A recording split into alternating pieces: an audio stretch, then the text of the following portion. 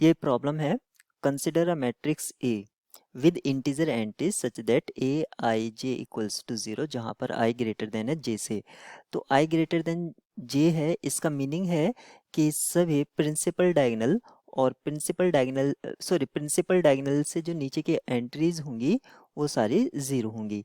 क्योंकि अगर हम एक मैट्रिक्स कंसीडर कर लेते हैं फॉर एग्जांपल के तौर पर, तो ये A21 है, यहाँ पर ये ग्रेटर है तो ये 0 होगा, क्योंकि यहाँ पर i जो है वो j से बड़ा है।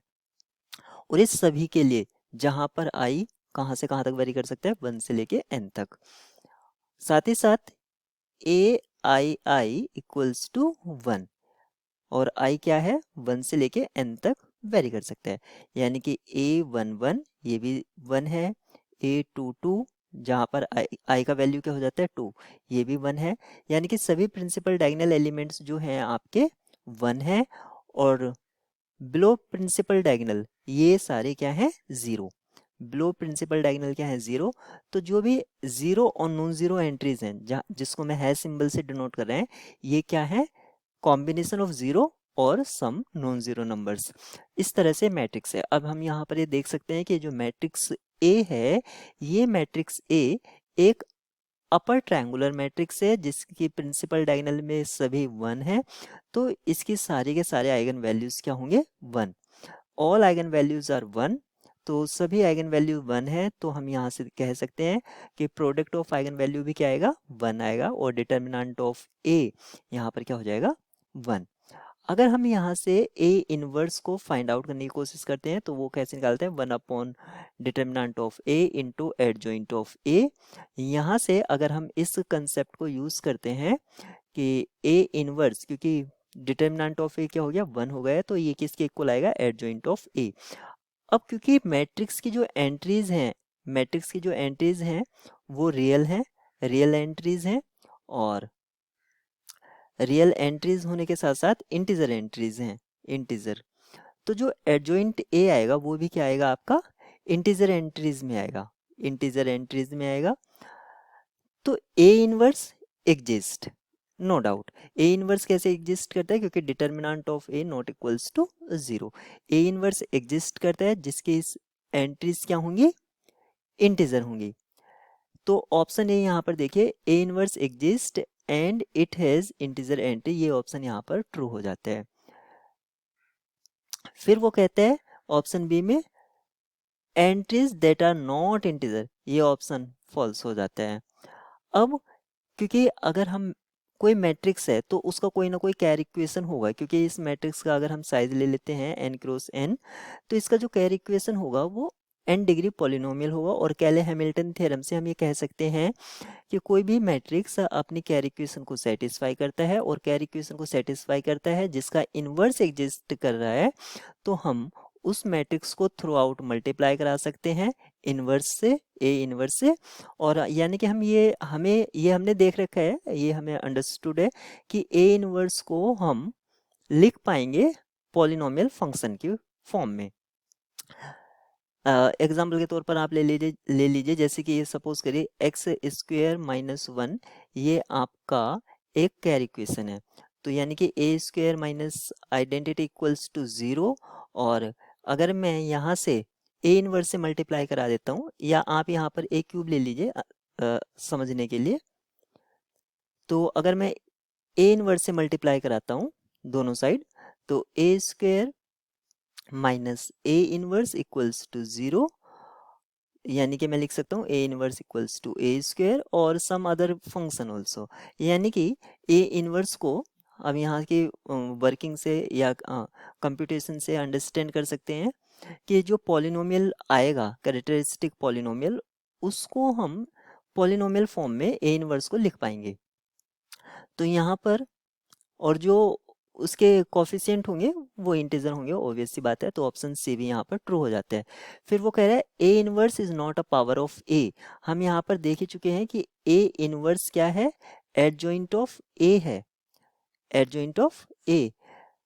अनलेस कह दिया है, इसलिए यहाँ पर हमें सम कंप्यूटेशन करना पड़ेगा। Unless A is the identity matrix, A inverse is not power of A A inverse कभी भी ए की पावर में नहीं होगा जब तक कि वो आइडेंटिटी ना हो।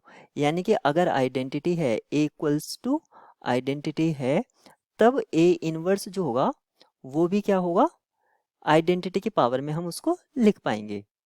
यानी कि ए स्क्वायर ए क्यूब इस तरह से, अब वो भी आइडेंटिटी ही आएगा।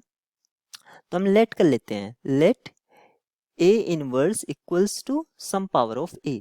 इस तरह से अगर हम लेट करते हैं, और हम अगर इसको लेट करते हैं क्योंकि इनवर्स एग्जिस्ट कर रहा है, तो मैं इसको ए की पावर के से थ्रू आउट मल्टीप्लाई भी करा सकता हूँ। तो ये हमें क्या मिलेगा, ए की पावर के प्लस 1 इक्वल्स टू 0, सॉरी ए की पावर के प्लस 1 इक्वल्स टू 1, ये हमें मिलेगा।